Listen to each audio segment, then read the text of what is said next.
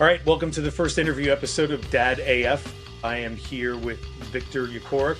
That's me. And we're going to talk about just being some dads of kids that are autistic. Victor's got an insanely interesting story that I will let him tell a lot of. I'm here because I have to be. I'm the guy that's hosting this whole thing, but he's going to have a lot of really good information and a lot of good really stories for us to talk about. So it is your job. I hope you get paid well. Yes, I get paid something. I don't know about well. I had enough money to buy this nice hoodie. It's sweet. Actually, I'm going to be ordering one myself. All right. So a little bit of backstory. Victor and I have known each other for 15 years in some capacity. Yeah.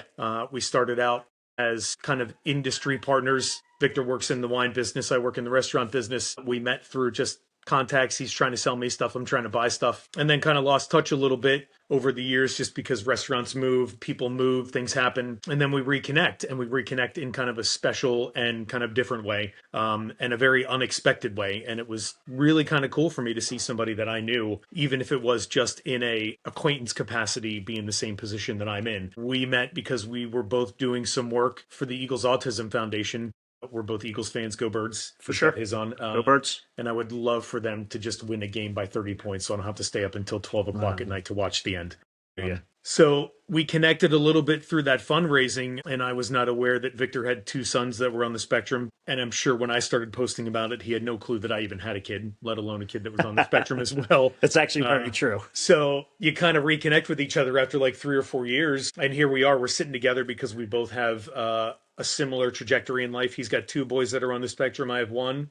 His are about 9 or so years older than mine. And I think it's just a really good experience to hear from kind of another dad and dads that are going to go through this or that are living this now in a way that you might have to, and in a very different way, actually, too. So I hear you. Let's go. Yeah, man, I want to say thank you to you for inviting me and allowing me to kind of help launch your project here. I think it's amazing. I think it's important too. We chatted about getting together for this, but we didn't really talk about target audiences or talk about what other people are doing. I think maybe one of the coolest things all about this is coming from the male perspective, and that's one of the main reasons why I wanted to spend time with you and appreciated your invite, because I think, especially in my world, the females kind of drive the boat in many ways. And when you start talking about autism and you start talking about diagnoses and digging in and everything like that, like my wife is a senior scientist. She's beautiful and she's brilliant and she's organized and she's thorough and she follows up like nobody's business. Very much unlike me. Yeah. So if you want to talk to somebody from a scientific standpoint, she's your individual. She's your girl. She is in charge of. She's clearly in charge, and my whole family knows it, and I have no bones about it. It is, and I am who I am. But when you come from the male perspective, I think it's really an interesting take on our positions in life, especially when they get changed that dramatically. Yeah, coming from the diagnosis. So that's exactly it. So I mean, that's why I wanted to do this too, because I have a very big interest in, again, like you said, talking about the dad perspective of all this, because I just feel like it's a very underserved space for just kids with developmental and or physical disabilities in general. I mean, again, there's a lot of focus on what mom goes through, what mom has to do, what parenting is for moms of kids with special needs. And I'm not here to say that like dads need a cheering section, because honestly, what I really want to talk about is how to make it really okay for a dad to just be like, look, my priority is my family. My priority is my kids. My priority is my son and my family. Like, I don't need an award as Steve DeLong for taking my son to the grocery store. Right. Like that whole narrative of, you're such a good dad, you have him out today. Like, so nice of you. You gave mom a day off. Like, no, that's my job as a dad and a father that loves their son and their kid. And the inference is that, when you hear things like that coming from the public, the inference is that it's unexpected or it's very unique or unusual for the guy to be doing that. Yeah. I mean, I remember on multiple occasions, because I have twins. My boys, Jack and Ryan, are twins. They're 16 now. And I remember there's a park down the street from our house. It's called Fisher's Park. And I'd had a double stroller walking them through there. And you could see all the old ladies like, oh, how you doing? Let me see the babies and everything like that. And I'm like, it was my turn to walk them punks, and they need to fall asleep. That's the issue here. These guys are not falling asleep. So I'm in the park here to run them around here so they can fall asleep. So it wasn't necessarily I was trying to raise my hand for hero status. It was necessary. It was a necessary part of life at the time. It still is in many ways. It's just evolved Yeah, yeah, differently. absolutely. Yeah, you're not carting them around in strollers anymore. You're trying to teach at least one of them how to drive, right? Yeah, Yesterday we went for an hour which is insane. in Talmenson with Ryan, Yeah, and he's getting pretty good. He's a do-gooder. I'm lucky like that. yeah. So he focuses, he pays attention, and we haven't smashed up the car yet or hit any curbs. We're good. We Let's keep it went that through way. it. We went through a couple different green lights successfully, so we're cool. Yeah, yeah. Yeah, It's that left turn navigation when there's another car coming. for sure. That's how I think, gave my father a heart attack the first time when Yeah, I was driving. making a right is no Yeah. problem. So let's get into Jack and Ryan a little bit. I Sure. mean, that's why we're here. You have two boys, they're twins, Yeah. 16 years old. I'm assuming that at some point in your life when your wife came to you and said, "Hey, we're pregnant," you're like, "Great." And then you go to some sort of doctor visit and Yeah, little bit, yes, but no. It was a little bit different. We had a rough time conceiving, so my boys are IVF. So yeah, we did our thing. We went through the testing. We went through the testing of me to make sure that I am an okay producer. We went through the testing of her that she's going to be okay, and then IVF, and then we sat down and they're like, "Listen, everything looks really, really, really good." And my wife says to me, "Hey, I only want to put in one. It's called an egg. You only want to put in one egg." And I was like, "Listen, I get it." And she goes, "Listen, everything's going to be fine. We're going to be totally cool, but I just want to put in one." And I was like, "Listen, if this doesn't take, you're going to be heartbroken. I know you. I know who you are. You're not going to be happy." I was like, "Let's just do two. Worst case scenario, it's twins." And I don't know how many weeks later, I'm sitting at work and I get a phone call and she's like, "I just got out of a doctor's appointment. Guess what?" And I was like, "It's twins." And she's like, "Yep." And she goes, "And guess what again?" I was like, "They're both boys, aren't Yep. they?" And she's like, "Yep, you're a jerk." Absolutely. Yeah. So you gifted yourself twin boys. Yeah, well, it wasn't me. It was her going along with the program, which is a lot of our relationship. As one or the other is always going along with the program. But yeah, I mean, I am to blame or to be recognized for Jack and Ryan somehow, some way. I mean, I don't know. If you're anything like me and my wife, you basically laid out a really compelling argument for a plan that she didn't necessarily want to go along with. No, she wanted no parts of two. Yeah. She And wanted then, no parts of two. so anyway, back to the Yeah. boys. No, so they were born in 2009. Again, they're 16 now. I guess to the meat of it is the diagnosis. Yeah. So there's Ryan and then there's Jack. When you have twins, when they're first born, the first one that comes out they call them A or baby A, and then baby B. A, Yeah. first one out, second one out. So Ryan is 7 minutes older than Jack. Ryan came out first. Jack came out second. And Jack's ended up staying in the NICU at Abington for an extra 2 weeks, whereas Okay. we took Ryan home in normal time. Ryan was born and he actually slept with me his very first day that he was on Earth, because I had a cot next to my wife, and I slept in the cot, and Ryan curled up in here, and he actually slept for 4 hours with Greatest me. feeling. It was the best. Yeah. And then Jack unfortunately had to stay in the NICU to gain some weight. He Yeah. was tiny, as you can expect with twins. My wife is tiny in stature. I'm not a big dude, so we weren't having these monster kids. And of course, when you have twins, hardly ever you're carrying to term. It is what it is. And then generally one is usually a little bit bigger than the other. Right. Anyway. So yeah. when it came to the diagnosis, they were between 3 and 4 years old, and we already knew Jack had just trouble. He was not trouble. How do I say this? So what led you to the path of actually going into a diagnosis space? Because like for Yeah. me, our son was speech delayed, and we had a speech therapist that suggested, "Hey, I see these common characteristics in your son. You might want to think about taking him and getting him diagnosed for autism." Very similar. Yeah. But it was in addition to speech delayed, it was also delayed in every aspect. Okay. Delayed in crawling, delayed in, getting up, pulling yourself up, walking, delayed in eating properly, off schedule with going to the bathrooms and things like that. Everything was off. So And were it was they- extremely delayed? Were they both kind of on the same timeline, or No, Ryan was. So you Ryan, noticed- Ryan was clearly more advanced. okay? So you noticed a difference right away. Immediately. Okay. Immediately. And then Jack was diagnosed when he was he's either 3 or 4 years old at Einstein. And then, Oh, same. yeah, cool. And then my wife started noticing similar things with Ryan as far as delay, particularly speech. So the doctor suggested, hey, you might want to take keep an eye on Ryan as well. So approximately a little less than a year, but it was about a year later, Ryan was diagnosed at CHOP, Children's Hospital. And That's where we had Bradley diagnosed. When I said same, I Bradley was born at Einstein, so yeah, no. So my guys were at Abington, but the original diagnosis for Jack was Einstein, and Ryan was CHOP, and then Jack was re-diagnosed by CHOP. And then we basically, and this is a whole nother topic, but we switched everything. All things went then to CHOP. sure. So all follow-up care, all everything was always at Yeah. CHOP.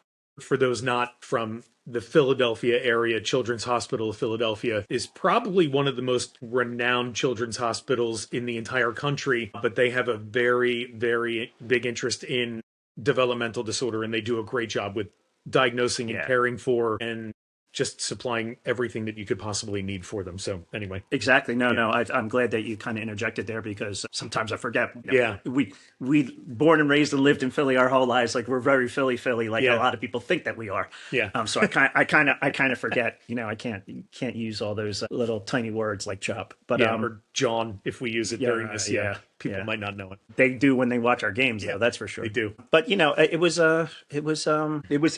interesting because I don't know because Jack was diagnosed and we already were kind of we didn't even go through the testing thinking that this is going to be a no. Yeah. That he's not. We went into the testing thinking that there's trouble here. Yeah. There's a problem. And so with Ryan, I don't want to say I wasn't surprised, but he had minimal delays in particular areas. And once CHOP, divulged them to us after the testing, it kind of wasn't surprising to me. So I think our stories are slightly different because I didn't necessarily get hit over the head with a bat or come crashing into a wall like, oh my God, this is the end of my world. I actually didn't really know what to do because the anticipation was yes, but we had never been around anybody autistic. We have a family member on my wife's side, a cousin, who's on the spectrum, and he's amazing. But other than him, we had zero experience with it. I mean, absolutely none. And I think that's common Yeah. for So yeah, people our age anyway, because yeah. I mean, so like, I didn't have like a shit. What are we gonna do? I was just like I don't know what to do. I wasn't even thinking what are we gonna do. Like our backs up against it. I was gonna be like, what's the first thing first? And my wife and I, particularly her, are very evasive people, I guess. It's not evasive as getting away from it, as in diving on things immediately. Yeah. Like the shit doesn't sit around no, ever for a minute. Like it's particularly her. My wife is on it. And she was on it from the jump. And I just rode her coattails and that was the start of it. So they were 4 and 5 when they were officially diagnosed, and like I said, now they're 16, and we've evolved. Been a long evolution, but we've evolved. I'm sure. I mean, and it's an important kind of thing to talk about. I think in this, it's so unique for you having twins. Is there's no like common space that autism lives in. So Right. if Jack and Ryan exist as autistic persons, their autism is different between the two of them, and then it's very different from everybody else. Like there's a saying, I've heard it a bunch of times in the autistic world, is if you've met one person with autism, you've only met one person with autism, because it's so different in the way that it is for everybody. Couldn't agree more. Yeah. Couldn't agree more. If again, if we brought Ryan right in here now and put him on the microphone, you would never know. Yeah.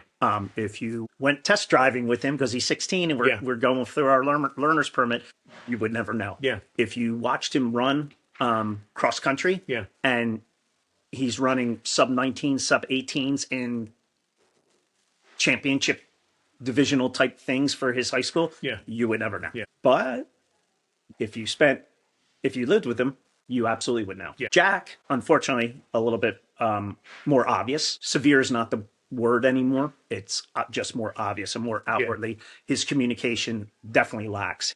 Intellectual capability to understand is through the roof, as good as ours, but his ability to communicate with you is down. He's definitely not nonverbal. He's nowhere near nonverbal. He speaks a ton. Yeah. Sometimes too much, but his ability to understand is through the roof. Yeah. So they've taken different paths, and I guess one not as, again, like I said, it's a bad word, but one not as severe as the other. Yeah. And so when you talk about if you've met one autistic individual, you've only met one autistic individual. Yeah. I couldn't agree more. And everyone that I meet is tweaked in a different way. Yeah, exactly. But Yeah.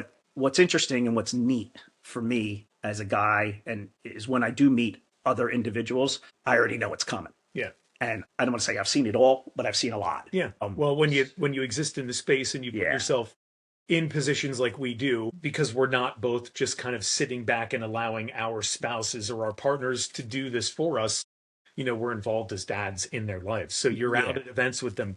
You're out at events with other kids that are on the spectrum. You're doing a lot of stuff where otherwise I think people that have neurotypical kids would just be like, you are all fucking nuts. Yeah. Like, why are you doing this to yourself? Exactly. But Exactly. and that's a big point of this whole podcast and whole idea that Yeah.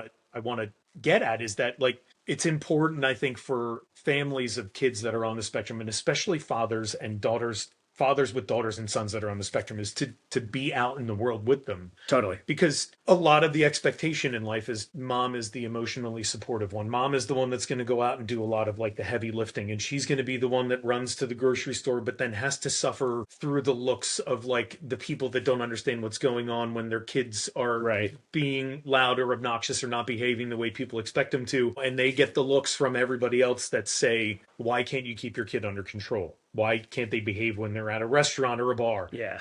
Exactly. And I felt that way, Yeah. before I had a kid that was on the spectrum and understood what was going on with them, I would look at some kids and I'm like, why can't parents just keep them quiet? Yeah. Like I'm trying to, shape up stuff. Yeah, I totally but agree. every situation is different. And like, maybe it is a kid that's just dysregulated because he's on the spectrum and you don't know it because he's like your son who otherwise would appear neurotypical to a lot of other people. But Yeah. like you said, when you live with him, Ryan seems like every other kid to everybody else, but to you, you understand him and really know why he is the way he is. And then Exactly. you see Jack, and then maybe somebody does say, okay, I get it. It doesn't make it okay for them to be maybe judgmental or different to Jack because of who he is. Right. But it's just a different case, and that's what I'm trying to get at. But back to the original point, like, being a dad and being emotionally connected and being there for your kid is very important.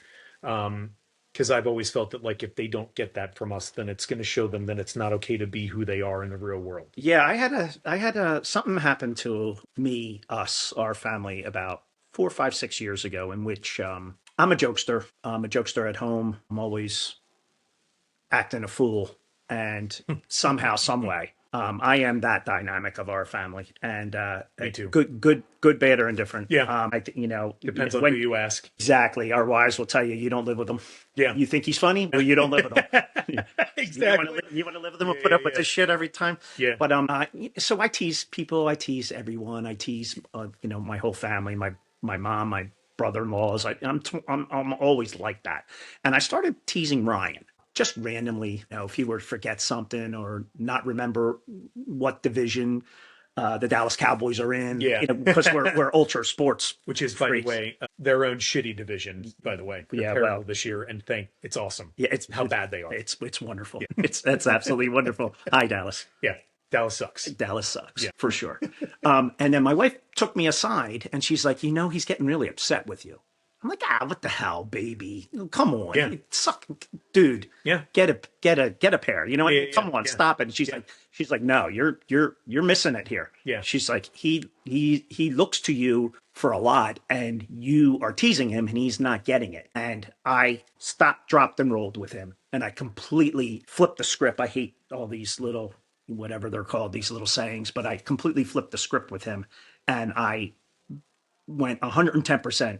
To supportive, asking leading questions so he can give me proper answers, and just developed a much, much more tighter relationship with him because my wife told me that I was missing the boat and I had to approach him in a different way. I couldn't approach him like a typical son who was 10, 11, 12, and you would poke fun at them. There was no yelling at him. He took it so bad. And I'm not saying you should be yelling, but when things go wrong, things go wrong. It's natural, right? It happens to all of us. Exactly. And, we all have some sort of threshold and tempers and things like that can be set off for a multitude of reasons. And he doesn't react to shit like that. And I needed my wife as an outsider looking into my relationship with him to tell me how it was. And now He's my best friend. Yeah. I mean, so is Jack. Don't get me wrong. Yeah. I love Jack to death, but Ryan's a thing right now. Yeah. And he's in a different high school. They're in different schools. So, like, they're separate. So, we're taking separate paths now at 16, Yeah. but they're still the glue. Yeah. Exactly. The puzzle pieces still come together Yeah. in our household. But it evolves. With two of them, it evolves. They go like this Yeah. Yeah. before they come back to Yeah. this. Well, and good for your, honestly, good for your wife too, Oh to my be able God, to yeah. say to you, hey, and for you guys have the relationship that you can have, for her to be able to say to you, hey Vic, you're kind of getting at him, and Yeah. that's Well, if you spend a lot of time with Bridge, you know that she has no problem. She has no problem speaking her mind, particularly to me. keeping you in line. Between Yeah.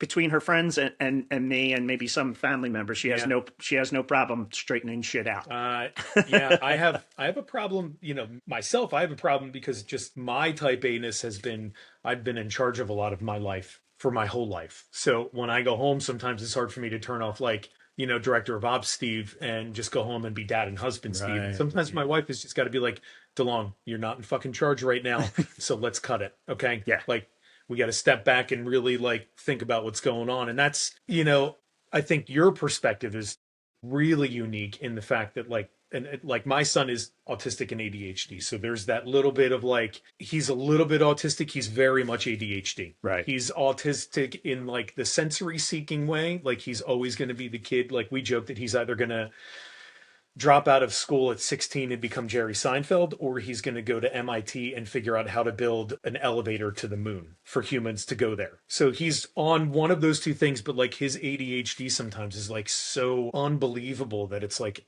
time after time after time, you've got to say his name and you've got to just deal with him in a different way, because you can't escalate the situation by yelling and getting upset and being like, why aren't you listening and why aren't you do this? You always have to step back and really be like, is this? Not what behavior am I trying to kind of correct or stop? It's what is happening right now? And then you've got to put yourself in your shoes of being like you said, a little less ball busting and a little bit more emotionally supportive of what they need from you as a dad and a parent and a role model. Exactly. You hit on something that I think is really key. And what I wanted to say earlier is that I feel like being a parent of an autistic kid and or being in an adult meeting other families who have autistic kids is kind of like an interview. And what I mean by that is that you are the interviewer. Mm-hmm. And if you want a really good interview, and you're director of ops, so you've hired a bazillion people in your career. I have a little bit of experience with it as well. If you want the very best out of your interviewee, you need to adjust to your personality. Mm-hmm. You need to ask the right questions, and you need to sit back. You need to be a great listener, but you need to not be forward and aggressive. You need to really relax and take it in and adjust your level of whether it be enthusiasm or energy to the person you're speaking with or meeting for the first time. Mm-hmm. And you'll get the best out of them and you'll learn the most about them. And it's just massive now, after all these years of coming across and being involved in all these organizations, from the Eagles to Children's Hospital to all the things we do, fundraising and all that stuff like that, we're running into a lot of individuals. And it's important that you take a deep breath and a step back and let them be them. Yeah. And you adjust to them, not have them come to you. Yeah. It's massive. Yeah. It's massive. You learn so much from these individuals. Some of them are kids, some of them are adults, but you just learn so much by piping down. And us both being kind of type A out there, in your industry, you're in sales mode. It's what you do is customer service. You're selling customer service. You also happen to serve food and beverage, but you sell a service. But you have to be out there and openly forward with your presence and with your speech. And it's kind of the opposite when you're spending time with kids that are on the spectrum and adults that are on the spectrum. It's important that you just kind of reel it in. Yeah. You come to their level. And their level sometimes is higher than yours. Yeah. And you just, you just gotta step it up. Yeah. Sometimes you need to bring the fury. And sometimes you need to shut up and sit in the corner. You and I are in different places. I mean, I have a rambunctious, awesome, energetic 6-year-old that wants to just run, jump, tackle, go crazy. My wife and I, for whatever masochistic reason, decided that getting a puppy was a great idea. We've had a puppy for 5 weeks. She's 4.5 or 5 months old. So it's like, I mean, part of my night last night was spent with my son like belly flopping onto me tickling him because that's what he loves. He Right. loves that physical input. Like we said, he's a sensory seeking kid. Yeah.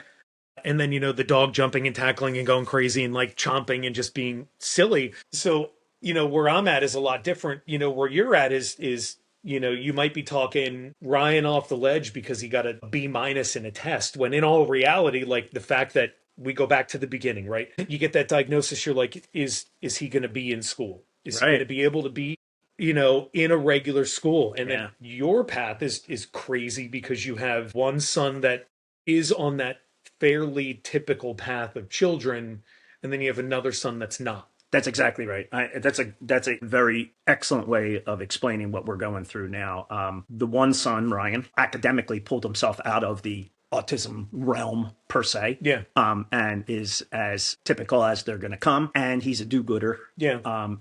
He's academically strong. His first year of high school was, Being his dad, you're like, why is he so smart? yeah, yeah. It clearly came from mom. Yeah.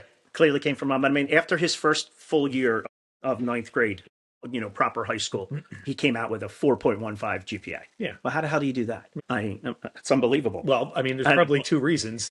One, he works hard, and two, he's autistic. Like, let's not discount the fact that So- that hyper focus. That's exactly what I was going to say. And that is that his autism crops up in ways that is actually you would consider positive. Yeah. He feels guilty when the homework is not done. He feels guilty when the assignment's not turned in. He feels guilty when he reads something and doesn't understand it properly, so he can't retort what he just read. Getting a B or a B minus is a no-no in his world. Well, and that, oh my God, if I got a B, I would be on the dean's list. Yeah, right, exactly. When I grew up, you don't know. yeah, when I got a B, my mom was like, who cheated? Yeah. Who did you cheat from? So, I'd be like, here you go, please, Yeah. please sign right here. I just got my report card. Yeah. And then there's some other times in my life when my mom and dad would be like, hey, didn't you get your report card the other day? I'm like, oh, yeah, where'd it go? I can't find I it. can't Yeah. find it.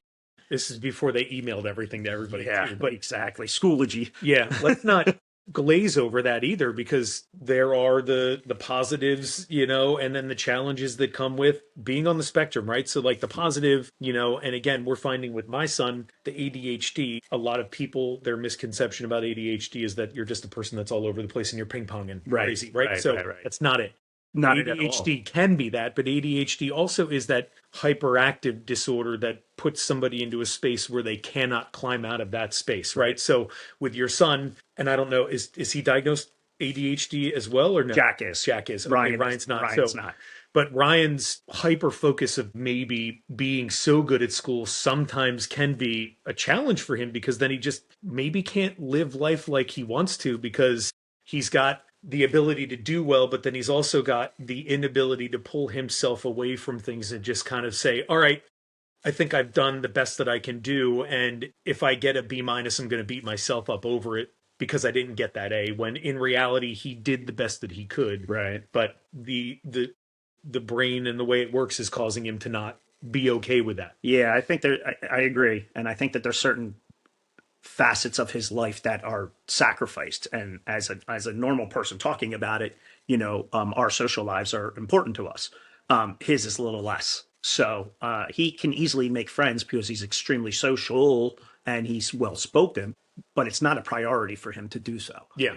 So he's okay being a bookworm, and he's okay coming home and doing his homework immediately and then taking a rest and then going out for a jog. Yeah. He's okay being in his own space with his music and just kind of chilling out. And that's okay. That's no problem for us. No.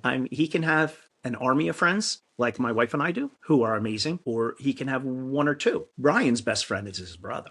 And Ryan knows exactly who his brother is. And that's awesome. And Ryan knows exactly how to handle him too. Yeah. And sometimes he handles him better than we do, just because he knows him inside and out. And I've talked a lot about Ryan. Jack, Yeah, I was going to say. Jack is now Yeah. Jack is not the opposite. He's just more unique. Yeah. Well, and more I've unique. met them both. I interacted actually, I think probably with Jack a little bit more Yep. than I did with Ryan, which is funny because what you're saying is that, Ryan kind of can be that kid and Jack might be the kid that has those challenges. But I got to tell you, when I met them both, like, they're both sweet kids, but there was just a unique kind of endearing sweetness about Jack that like, and even my son who's 6 kind of gravitated to him as well. And Yeah. I feel like my son is very like outgoing and very friendly, and like in his pre-K, he won like best friend award a couple of times Awesome. because he was so nice to other kids and he always wanted to include other kids. And I feel like my son picked up on that kind of aura and emotion about Jack as well, and was drawn to him, and they spent some time at your event for the EAF Yeah, yeah. playing together, and I loved it. Thank you for saying that. I couldn't agree more. I think my wife would agree with you as well. My whole family would definitely agree with you. If there's anybody who has a heart, it's Jack. I mean, in addition, Jack can sniff out. I don't want to say good people versus bad people, but he can smells bullshit when he sees it. Yes, Yeah. that's probably a better way of putting it. And he will gravitate to you if your vibe is good. And he's always been that way. He doesn't have a mean bone in his body. He never acts up. He has his tweaks and he'll do his flailing and will jump up and down when he's overly stimulated. Yeah. Usually comes from like watching a YouTube video or music. Like the drum solo for In the Air Tonight from Phil Collins is it's just like the Mike Tyson one. That is so what I mean? awesome. But I love that he knows that. Oh my gosh, he's old. I mean, you're Wow. doing something good. He's Good music. He's absolutely old school. He was listening to Gypsy from Fleetwood Mac the other day, Yeah. loud as can be. I'm like, My kid named our dog Bowie after David They- Bowie. After David, and he said it. I want to name her Bowie after David Bowie. So That's like, perfect name. yeah. I mean, Perfect, the only perfect other name. better name would be like Metallica in my Yeah, eyes yeah. because I'm a metal guy. But Yeah, James. yeah, Or name him Eddie. yeah, Eddie from Iron Maiden. Exactly. But Jack is Jack. Ryan's a lot more emotional. Ryan has more emotional turns to him, whereas Jack is steady as they go almost all the time. He's always in a really, really good mood. He's always approachable. You can talk to him. He's in the public school setting for high school. And because of all of the services that they can provide for him, because you always have to kind of refocus him and kind of, hey, let's get back on track here. This is what we're reading, or this is what we're adding, Yeah. or this is what we're covering right now, and this is what you need to memorize for biology or whatever. So you always have to kind of just refocus him all the time. But that is it. And for years now, all of the paraprofessionals throughout the school, all of his schooling, all of his case managers, all of his one-on-ones love him. Yeah. And we're lucky. Yeah. But they love him because he has a sweet disposition. So your very first words they mean a lot. Yeah. Because that's exactly who he is and how he's perceived and how he comes off. The adults in our family love Jack. Oh yeah, they should. They love him. Yeah. When we needed him, and my wife and I took off for years and years and years. We didn't go to functions. We skipped out of, going to happy hours, weddings, going out to dinner ourselves. We did all of this because we felt like we couldn't leave twins that are that young with another crew. Yeah. It was never that problem with Jack. Yeah. Everybody wanted to watch Jack. Yeah, exactly. Everybody still wants to watch Jack. I mean, we're lucky enough that our family, we spend a lot of time down the Jersey Shore in Sea Isle, and we can leave Jack there for weeks upon a time, and he would be completely fine with whoever we left him with. Yeah. And everybody would love to have him because he eats well. He eats everything. His appetite is way better than Ryan's. Ryan's picky. Yeah. Jack is not. You put anything in front of him, he eats it. God, I wish Bradley was like that. He's skinny, skinny as a rail, metabolism through the roof, but he'll eat way more pasta in a sitting than you can. Yeah. It's a guarantee. And I'm not even trying to be funny. We're in our industry. We know we can eat. I love watching kids that do that too. Just smash food after food after food. You could just keep giving it to him, and he just keeps going. Yeah. But he doesn't speak very well, and that's the other side of the coin. He's smart. He's not very athletic. He doesn't want to be athletic. He'd rather play on his phone. He's a screen. Yeah. He's a screen kid. Yeah. And we're good and not good. We go through our waves of getting on his ass to get off the phone and go do something with his life. But Ryan is the one that actually sees it a lot more often than my wife and I, and he will grab Jack to go do something to get him off of the screens. And so he's helpful in that manner. But Jack he's just a good-hearted kid who doesn't comprehend as quickly and doesn't speak very well. But that's it. So when we talk about autism, there's levels, and talk about functionality of the kid, from communication all the way to OT and PT and things like that. Both of my boys are barely on it, but they're on it. Yeah. And after 16 years now, you see them growing out of phases or growing out of syndromes that we're holding them back. Yeah. And it's wonderful. Jack plays piano. Yeah. He has, I don't know when we're going to have an opportunity to throw this up on the net and air this and everything like that, but he has a recital this Sunday, and that's like his seventh or eighth piano recital. That's awesome. And he will practice and practice and practice, and he will make mistake after mistake after mistake after mistake. And then you go to his piano recital, and he pulls it out of his ass Yeah. every time. It's unbelievable. That's awesome. It's like he shines when the light's on him, man. It's unbelievable. That's great. And it's uncanny. I need some wood here. Whatever it is. Knock on wood. I'll knock here because it's coming up, and hopefully he can do that because he's got a tough piece and he doesn't want to practice. He won't practice on his own. You have to tell him to practice. Yeah. Like you got to yell. You got to push him. Yeah. It's a big Yeah. shove. And then he practices and it's choppy. And then so then you have to sit over his shoulder. My wife is good with this. And she will sit there with him and you got to push him and you got to make him do it again. And he's getting grumpy and you could tell he's like, yeah, I was going to ask. He's getting like a little dog that kind of doesn't exactly want to do what you want that to do. Yeah. And he gets a little like, but then, messes it up. And then we go to the recital and he crushes it. Yeah. And even his piano teacher realizes who he is when she starts a new piece with him. It's extremely difficult. His hand movements and things that he can and can't do off the jump. And then come towards the end of the sessions that lead into his recitals, next thing you know, he's hitting homers. Yeah. That's awesome. So it eventually clicks. But with him, it's constantly pushing and constantly refocusing him and constantly asking him to give an effort. He doesn't care about anything. He just wants to live life on his phone and be relaxed and eat and go to the bathroom and go outside and go to school. And that's it. But he constantly has to be pushed. Conversely, though, he's a schedule person. Yeah. He's on schedule. He's on point. Every morning at 6:44, he goes over and packs his own laptop, gets his cord, gets there. I already make lunch. He grabs his lunch, puts all that over, and 6:50, the bus is there. I don't even have to worry about where the hell he's at. I have never dressed him. No. But you would think you would have probably never have that luxury in life. Yeah, my son is the exact opposite. And again, we're lucky. There is no sleeping in. We're very faith oriented. Specifically, we're Catholic. We're overly Catholic, and we're actively practicing. We never miss mass. My wife was away this past weekend with her friends, and me and the boys went to 7:30 in the morning, Sunday morning mass, and they were up before me, and they were both dressed before me. And you're like, "Let's go, Dad. Come on." And Jack doesn't have an alarm. He doesn't get up by an alarm. We usually walk in his room and say, "Yo, bud, time for school," or "Time to get up." So for as down as autism can be perceived, God, no. it's the opposite. It's the opposite. I think anybody who has a Normalton kid who can't get out of bed in the morning or who's late for this or that or misses the bus or is running so late that they can't eat breakfast would love to have Jack because that bullshit doesn't happen. Yeah.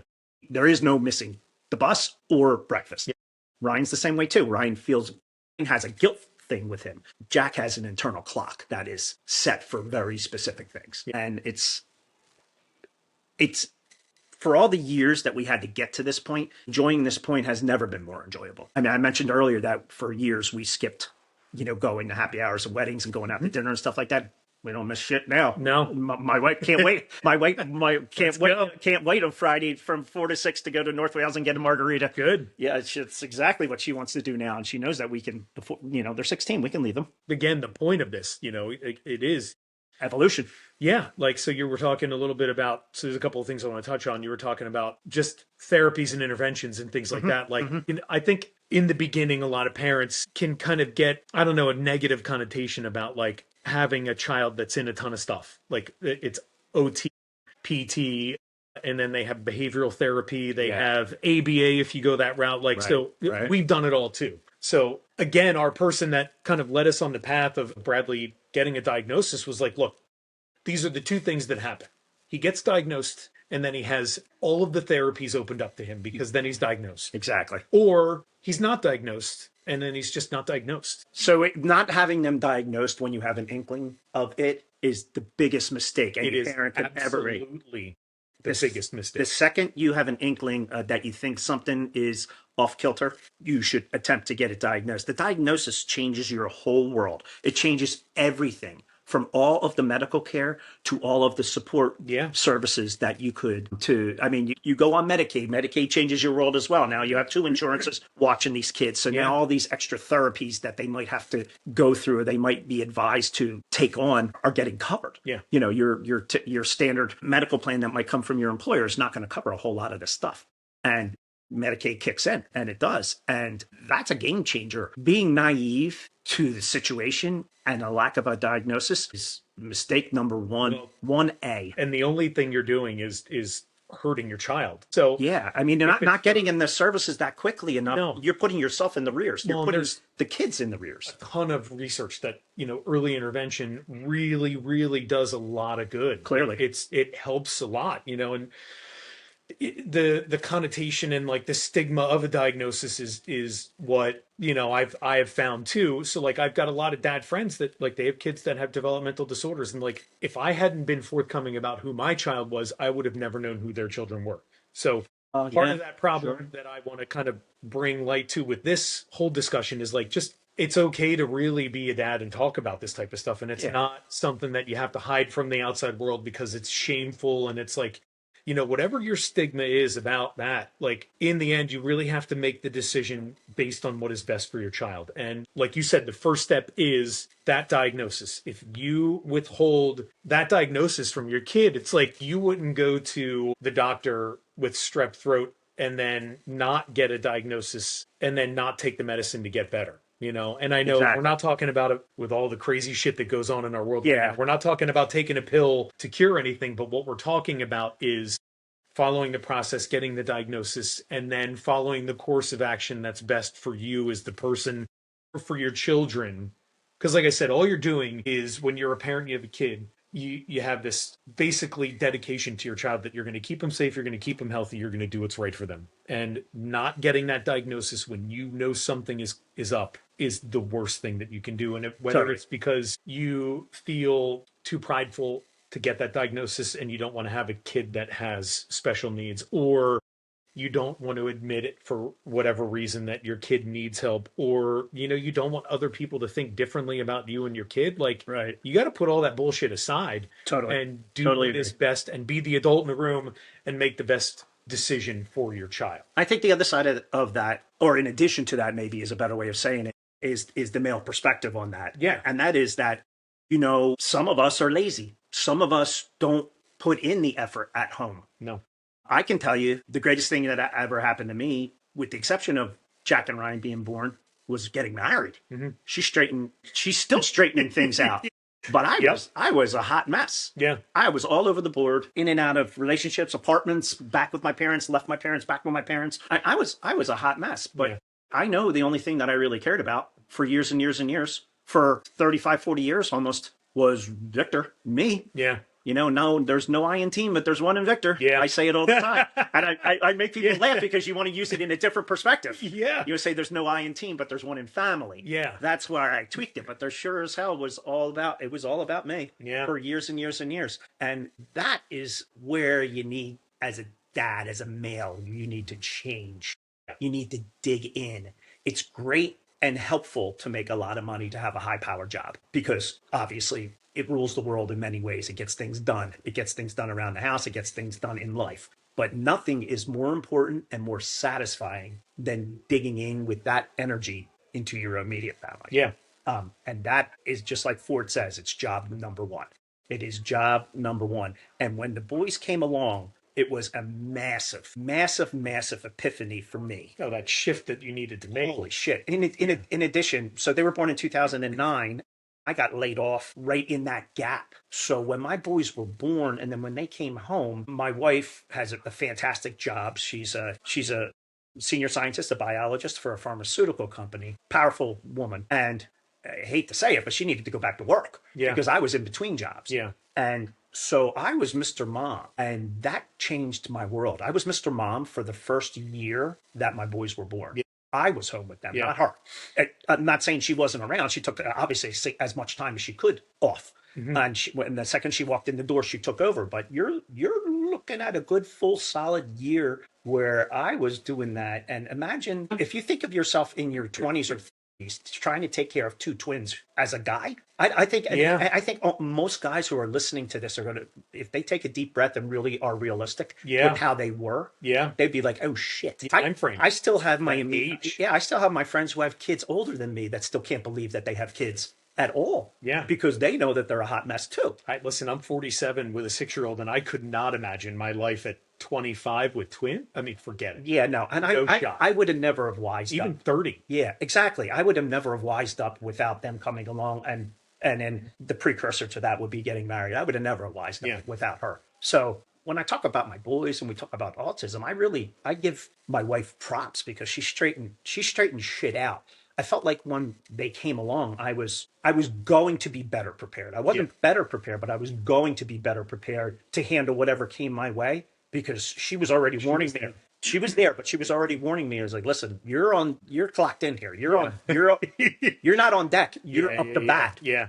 She goes, "I'm on deck. You're Well, up to bat." and your story too, with like what you went through to just have the kids. Yeah, Period. Like, that's well, that's a different. Again, you talk about the differences in life. Sometimes, like just that difference alone, like you're not a couple in your mid 20s or early no, 30s where you're just exactly. nonchalantly trying to have a kid. You're putting in time, money, and resources to have children. Yeah. So you kind of couldn't just like have the kids and then sign out and be like, all right, I'm done. Yeah, the process of going through that, and particularly the IVF, was emotional. So you signed on for it. And then, Yeah, like you said, if she takes a time off of work, you get laid off, she's got to go back to work. Like for some men, that's a pill that you can't swallow, where your wife is out breadwinning, you're all at home with the kids, and now you're, dad, mom, or mom, dad, or, just doing your job. Listen, you're being a dad, you're being a father, and that's what you should be doing. right. But some men aren't okay with that, and they're not going to swallow that pill or make that choice to be available for their kids in the way that you needed to be. And this was all pre-diagnosis because you're talking about babies, right? Yeah, So, we're not even worried about autism at this no, point in time. no, Or you're just even worried about keeping them alive. keeping myself alive too. Yeah, yeah, Getting sleeping, the whole nine. I mean, we had a puppy back in the day too, a pug, and she was feisty, and she would steal the blanket off the kid and run over the house, and like you'd be and you're chasing like, her. God damn it, I just got to sleep. Exactly, and you're like, Sammy, stop barking, Yeah. go outside. Yeah. Like, yeah, I mean, you were in complete survival mode when you are a first time parent, first time father specifically. And then In my opinion, you don't want to make the whole situation sexist where we're only talking about the men and only talking about the women. No, but that's the point of this podcast too. But Yeah. let's be for real. Yeah. Let's be for real. Men are construed to be a little bit more free spirited, a little many to be considered less responsible. Yeah, well, and society's version of dad, Right. So And that's what we're talking about. And of course, there's going to be many that listen to this that feel completely different, and that's great. They're the perfect parents. Yeah. When you got your act together before they come. Yeah. I needed to be I did not have my act together before my son. right. And what's also funny And is I was 40. yeah. What's also funny is our shared industry of the restaurant industry. Collectively, we attract and have very similar people are attracted to this particular industry are very similar in that they can be recluse when they're not at work. They can be free spirited. They can seem to not be full of enough responsibility to be a parent. Now, Yeah. there's others that come back to work because working nights, weekends, and holidays might work out perfect for them for their schedule so they can be home during the week and everything like that. But in general, men are, especially in their 20s and 30s, are not considered able to handle shit. And I know I didn't. I couldn't until I got my act together and I got straightened out. And then you couple it with the diagnosis and the autism. Now you realize, okay, you have your act together, except now we're going in a different direction. Well, yeah. So you trained, right, your whole life to run long distance, to Now put we're it in terms of, Ryan and his running. And then all of a sudden you're like, oh, I've got to sprint and I've got to change the way that I've thought that my whole direction of parenting is going to go, and that's That's the diagnosis part. And that's when, like I remember getting it, and I felt very, very much different than I think your situation. I was More emotional for I you? was more emotional, and I was the more mournful dad. I was the dad that jumped to, well, is he never going to play football? Is he never going to play Ah, basketball? Is yeah. he never going to do this? Is he never going to go golfing with me? Right. Or is he never going to have the ability to learn, like we're learning chess? Is he never going to have the ability to learn chess? Or him and I never going to, all the never, never, never, never, nevers, right? And then when you hopefully, and this is what a lot of, again, I want to talk about, is you educate yourself. You learn that, like, unfortunately, the medical industry and doctors are going to tell you all the things that aren't going to be great, because that's kind of what they're trained to do, They have to warn you. and tell you, here is a really great resource. Here's a really great couple of books to read. Like, here's your pamphlet 101 on autism. And that's part of what I want to discuss with maybe future episodes of this, is getting into, talking to people from CHOP and being like, well, here's some really good resources, and here's what's helped me as a dad personally. Yeah. Sometimes I think it's not the lack of resources, it's the lack of knowledge that there are resources Yeah. out there for you. We talk a lot about this actually in my own parish, in my church, and that is that it's knowing where to go and what to do. Everything is available to you, but you don't know how to get it. You need the blueprint for how to get it. So you need the directions. You need the Google or the MapQuest or whatever of the situation. Listen, you already dropped it, so we know. We were printing directions Exactly. to get places when we were young. And my whatever dot printer or whatever matrix, whatever. But that, so I think circa 15, 20 years ago, there was a lack of resources. Sure. There was not what we're referring to was not available at all. And No. now I think it's much more about getting the word out, which this project can very well help, is getting the word out about how to do things, the instructions. You need the instruction manual. Yeah, you need a manual. And you want to get that manual the second you're in the hospital and Yep. the kids are conceived. And that doesn't come. No. And people don't just give it to you. They professionals. So you or me? I That was me. was going to say, I got the same ring, but I thought I turned it off. Let's talk about unprofessional. Yeah, that's okay. Yeah. Listen, I got my ass kicked in fantasy yesterday, by the way. Oh, Me too. I got Dude. crushed. Me and freaking Allen from Buffalo just lit it up. Six touchdowns, killed me. Anyway, yeah, I mean, we want that manual to be given to us. But what I was going to also say is that the medical professionals of the world are dealing with so many these days. Yeah. That they can't always give you that personal attention and time that you feel like you need, or Yeah. that you desire, or that will truly help you. You're gonna have to advocate for yourself, and that's massive. And you don't know how to do that when you first get the diagnosis, because No. you just, like you were kind of alluding to, you just got whacked in the face, and you're worried about all the other things. Yeah, that you feel like make your relationship with your kid Right. valid, right? But Yeah, and none of those things matter. No. They don't, like, how many home runs. That's my whole ethos on this, right? Like, I want to make it so I can talk to dads more about their emotional support and what their kids need in the way of an autistic support system. Yeah. Than, like, Jack hit 4 home runs in a game. That's great to talk about, but to talk about maybe the emotional meltdown that came right before that or right after that, because there's, the high anxiety of the game coming, and then the letdown of the dopamine being gone when the game's over. You're talking about Jack and his piano, right? Yeah. Maybe the expectation that he's putting on himself is so high that when he's practicing, He doesn't care. Lackluster. Yeah, and it's just whatever, but maybe his brain is saying to him, hey, you got to practice this so hard so it's so perfect, that he's overdoing it. And then when he gets into the recital, he can just look at those keys and block it all out and go, all right, now it's time for me to do my job. Yeah, yes, I completely agree with that. But then after that, it's over.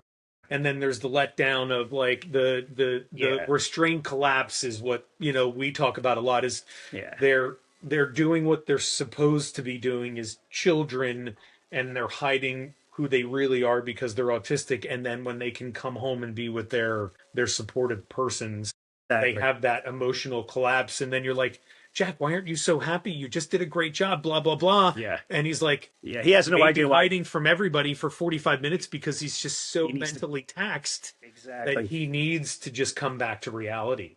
A lot of parents use social media. I am highly guilty of this, to celebrate our kids' accomplishments. Yeah. And you have all my friends who have all of their sons and daughters, some winning state championships or going to districts or finals when we talk about athletics, or some, maybe earned National Honor Society honors and things like that. And you always like it or heart it, love it. And you always tell them, hey, great job. Congratulations to you, your kid, your family, whatever. And I post things like that as well.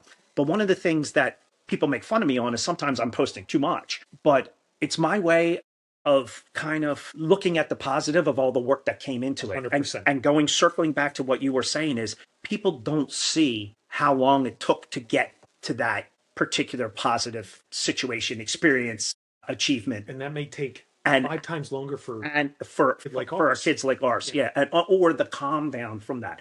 Jack is elated when he does a good job, but he's not a big smiler. He's not a laugher. He's not thank you, raising his hand or anything like that. He forgets to bow when he gets done his piece and walks off the stage. It's hilarious. He is who he is. So we've always had a nickname for him in our family, and we call him Jackie Chan. Everybody knows who Jackie Chan is. That's how I was introduced to him. You're right, exactly. Jack is Jack. And everybody always says Jack is Jack. But when Jackie Chan is being Jackie Chan, he is the sweetest, most nicest in the moment, understands exactly what's happening. And my whole family calls him Jackie Chan. Yeah. They'll say, hey, Jackie Chan, whatever. He responds to being called Jackie Chan. It's hilarious. To get him to even put the clothes on to get to the recital or wherever we're going. Something they're so looking forward to. It could be murder. Yeah. I think parents with typical kids go through the exact same thing. Sure do. No doubt about it, except that there's anger and frustration and things that crop up emotionally with them because they know that their kids know better. Yeah. Our kids might not know better. Yeah. Or they might know, but might not be able in that moment to function properly or to function better or to get it done. They might not be able to get from point A to point B without taking a couple left turns. Yeah. Well, and you're talking about like the nuance of coaxing okay, so like you said, I have this issue with Bradley right now, right? 6 years old. Bradley, we're going to go to the most fun, awesome, incredible place on the planet ever that you've ever been in your entire life. Dad, that sounds great. Let's go do it.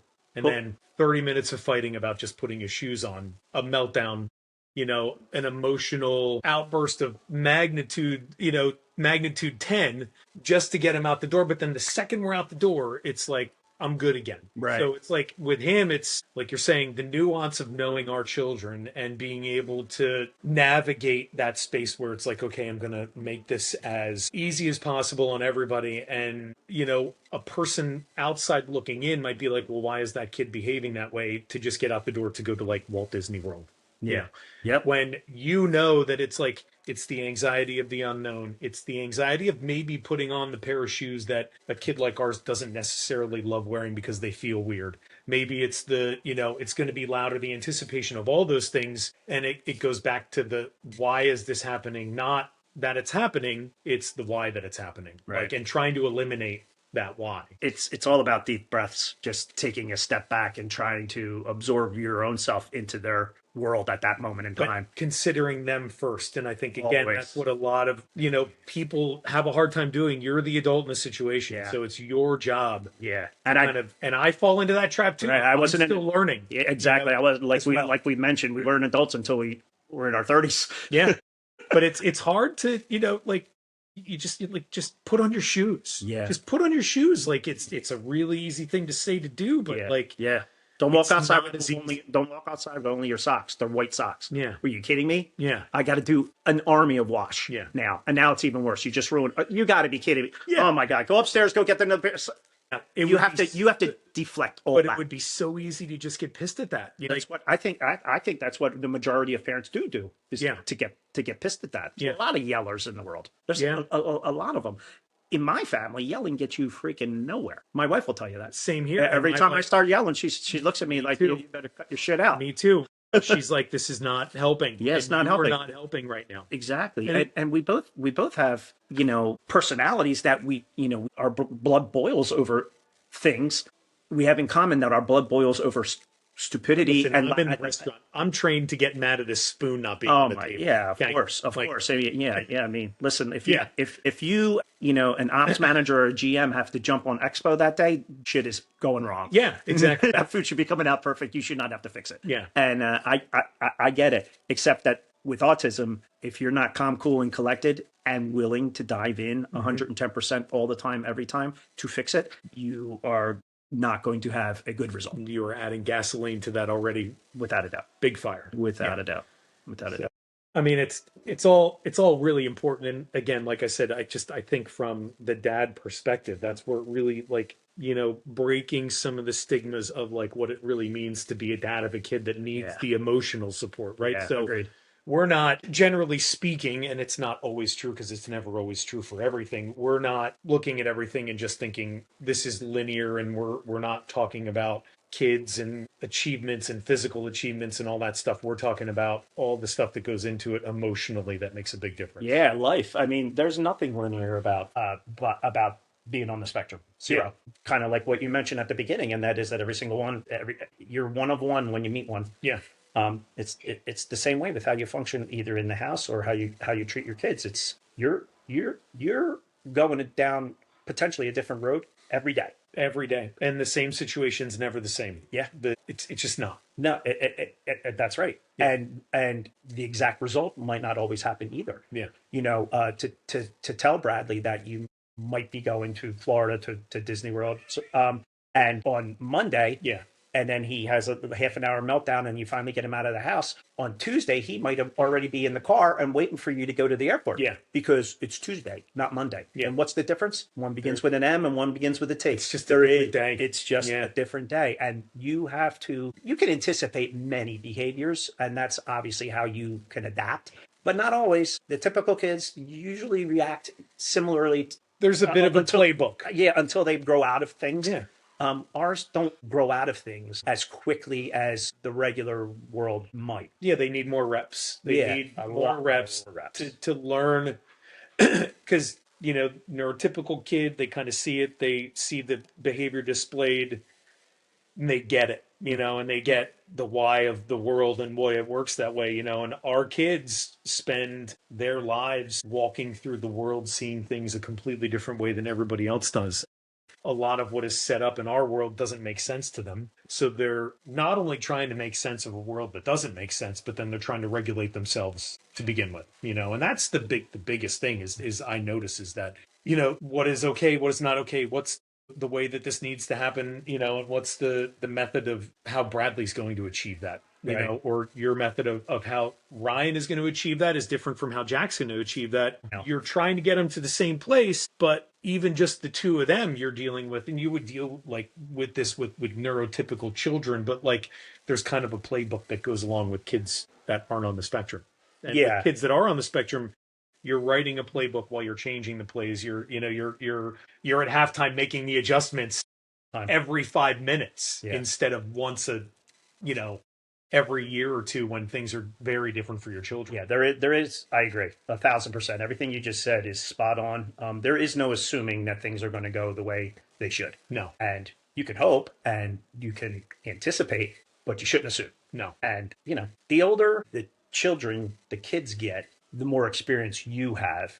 And using that experience to your benefit is helpful in quelching difficult situations or anticipating things. Not assuming, but anticipating things. You with Bradley, you probably have to anticipate 2, 3, 4 different reactions or behavioral to a change in what's going on. And Yes. he could freak out, or he could not, or he could be halfway, or he could be mad, or he could be sad, or it could be a lot of that. And you have to be up for all of that, and you got to be on top of it. And you can't, especially as a guy, you can't react with anger or in a negative fashion, because man, it hits the kids hard. Sure does. Kids are naturally maternal. They go to their moms. Yeah. That's natural. Moms outwardly show love, probably have the ability to do so a little bit better in their own way, in their own fashion. Guys kind of are more like guidance, almost dominance, like a dominant dog. Yeah. It's almost like, you're the leader and they're supposed to follow you. When you speak, And that doesn't work with no, Our never kids. it never works with our kids. And if you speak with a roar, No. You don't get anywhere with that. Matter of fact, just I make mean, it that's worse. the biggest adjustment in my life that I've had to make. Being industry type A guy in charge of places all the time. Like you ask my staff, and there are two different Steves that exist. There is pre Bradley Steve, and then there is after Bradley Steve. And Yeah. it's developing the level of like love, caring, empathy, and all those other emotions that go along with being able to like really nurture a kid differently because again, the dad love and the mom love are different. And Totally. if you have Yep. daughters, the dad love is developed through being, their protector and their person that's going to always be there for them, and help them through all of those challenging things through lives. And with a boy, it's you're kind of leading through example, and how are you leading? Are you leading through the tough love that doesn't get through to a kid on the spectrum, or are you leading with, the nurturing love and the caring and the empathy that needs to happen when you have a kid like that? Yeah. Do you have any? And this will be a tough one, but do you have any like friends that have kids, and you now that you have Bradley for 6 years and him being on the spectrum, do you ever look at your friends and say you're going about it the wrong way? I do. Yeah. And but of course you bite your tongue because it's your friends, and you don't tell anybody how to parent. Yeah. But you might be in the car ride on the way home. You'd be like, hey, talking to your wife, you'd be like, oh my God, like that was so not what to do, Yeah. or that was so not how to handle it, or I can't believe that that's how it went down. It's almost to a point of being judgmental. And in And all honesty, that's what kind of got me on the path of wanting to do this podcast and yeah, wanting to do this is that I've seen it and I've heard it, yeah, and it kind of breaks my heart a little bit because I know. kindness and grace. I know you're a music buff. I know you're a Yeah. metalhead, but like I'm going to defer to Rush here. But grace under pressure is method for success Yeah. when having an autistic kid. Grace under pressure. And you got to always remember that they are not hyper focused, but hyper. They're hanging on your every word, Oh yeah. and Yeah. and they are more so. It's more hyper. Yeah. They're hanging on your every word when they're on the spectrum because they don't have anybody else. They have no. They don't see the Well, world. They have no. you're their safe. You're their only. You're literally But the they place that they can go. but they have no conception that there is other places. When you have a regular kid that you were saying you were on your own for most of your life, and you've always been the dominant dog in your own family and Yeah. your household and in your own personal life. They don't see things even in that sphere. There is no sphere. There's one way, and it's you. Yeah. So it's your job, and particularly as the male, to show grace, to be better spoken, not soft spoken, but better spoken, Yeah. and to step up and show guidance. And newbie parents aren't good at it. No. They don't know what to do. Not all of them. Some do. Don't get me wrong. Yeah, But there if you're are just innate people that have that. Yeah. yeah, and then people who have experience with it because they come from big families and everything like that. My wife is a prime example of that. Yeah. My wife is one of six, all girls. She's the second eldest, and she was cooking dinner for her whole family and babysitting like when she was like 7, 8, 9 years Born old. to nurture and Yeah, then and she gets born to kick your ass as well. and she gets the nurturing from her mom, Yeah. and she gets the let's be organized and let's not take no shit from nobody from her dad. Yeah. And it's the best of both worlds. Yeah. They're the greatest people and the greatest parents. They're awesome, and that cascaded to my wife. So when we had our kids, she was locked in right Ready. away. She Ready. was absolutely Yeah. ready. Even if she had to go back to work, she still was ready. She knew what to do. We temporarily moved her mom in with us to help us out because of the twins, because it was falling on me. And so I'm sure everybody and their mother thought, well, shit, Yeah. you're going to give more twist to what are you Victor? doing to these kids? Yeah, you're setting these kids up for failure immediately. The already- first year? He's already a menace to society, and now you're going to give him these two? Yeah. Yeah, and so like we moved her in. So Monday through Thursday every week for almost a full year, she lived at our house. Yeah. And we both were there tag teaming. And then it was the greatest because, and I miss these days, to be honest with you, because 4 o'clock came, and it's wine time. Yeah. Granny took off. At 4 o'clock, she clocked out. Yeah. I clocked in, had to make dinner, and then keep one eye on the kids. Yeah. And then Bridget came in from work soon after that. And then here's 3 glasses of red wine, and now 3 of us are watching 2 kids. Now we're good. Yeah. Yeah. You're I'm not- they're outnumbered. But Yeah. they're outnumbered, and we're not getting drunk. But it is wine time. Oh yeah, sure. And wine time is wine time, and that is your release and our ability to retool and refresh our batteries. And That's important. It worked like a charm. But I learned so much from watching my wife, and particularly my parents and her mom having grace. Yeah. They had grace. They knew what to do. Well, and good on them too for, just helping you get to that point. But then I'm sure through this whole experience being amazing and supportive too, because, when you newborns, the high of new kids, new grandkids, new all of this, like everything's really cool and hunky dory. But then when, shit kind of hits the fan a little bit, it's amazing and great to have that support system too, that they accept what's going on with your family and your children Oh yeah, and are behind you 100% yeah, and learn from you and understand who your children are, and be great support system for them too, yeah. regardless of the diagnosis. Yeah, totally, totally. We have autism and other facets of our family, Down syndrome in our immediate family as well. So having these experiences teaches the others how to recognize what you're going through. I guess is the best way to put it. Yeah. We all recognize how hard parenting is, and our immediate family knows exactly how hard having kids on the spectrum or a Downs kid is. It's no joke. And so there's sympathy through the roof. But at the same time, you got to have your shit straight. You got to be organized. You got to stay on the path. And everybody's already are figured out. We're from the Philadelphia area. The Eagles are our team, and our quarterback, our underrated quarterback, Jalen Hurts, says the same thing all the time. He says we got to keep the main thing, and to keep the main thing with an autistic kid is you have to show grace and be nurturing. Yeah. And that is your only job in the world. Yeah. Everything else is secondary. And it's hard to teach old dogs new tricks, but it's also hard to speak a guy to a guy when that guy has always been the guy or the man. You know what I mean? This isn't, this is not the Big Lebowski or anything like that. This is for real. Yeah, this is real life. This is real life. And you can't you cannot be a bum in order to raise them the right way and do the right things and care and cater to them. You can't be a bum. I definitely have sacrificed a lot of my work life and career to spend more time with them, and I wouldn't. You have to. I wouldn't change it for the world. And my friends and our family know that. And I wouldn't change it for the world because you know what? Once in a blue moon, somebody might say to me, either at mass, at church, or on the field or whatever, is like, "Oh, you're doing a good job." True shit. That goes real far for me. Sure. Yeah. You know what I mean? I can sell you a bottle of wine, inside and out. You already know that. Yeah. But you come out of there and you have a nice restaurant that decides they're going to put that particular wine on the menu by the glass, and by the glass in our industry means more volume. Yeah. And you come out of there thinking like you're $1 million.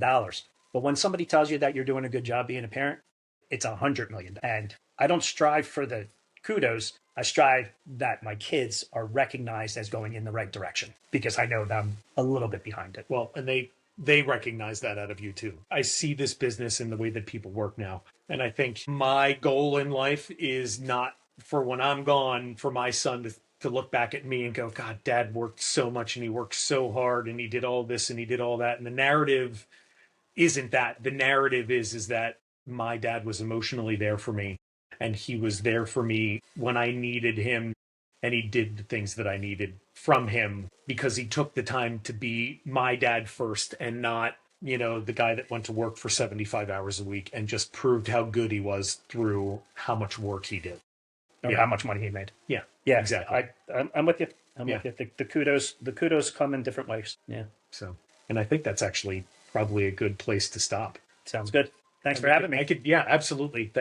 And I'm going to have you back because there's a lot of stuff that was in here that I kind of wanted to bring up, but I think we could have gone on for 2 or 3 hours. And you're at the very beginning of this project. So number one, it's an honor to be here with you at the beginning of it. But number two is like, we exchanged notes and I don't even know if we hit half of them. And so what? It's a good conversation. Yeah, and you're getting, you're getting going. It's like the lawnmower. You're priming it. You can't pull it on the cord and expect to have a perfect lawn. You got to prime it and get it going and let it run a little bit. And you're building. And it's fun to be with you when you're building. Thanks, man. Yeah, you're welcome. Thanks for being here, Vic. My pleasure. Appreciate it.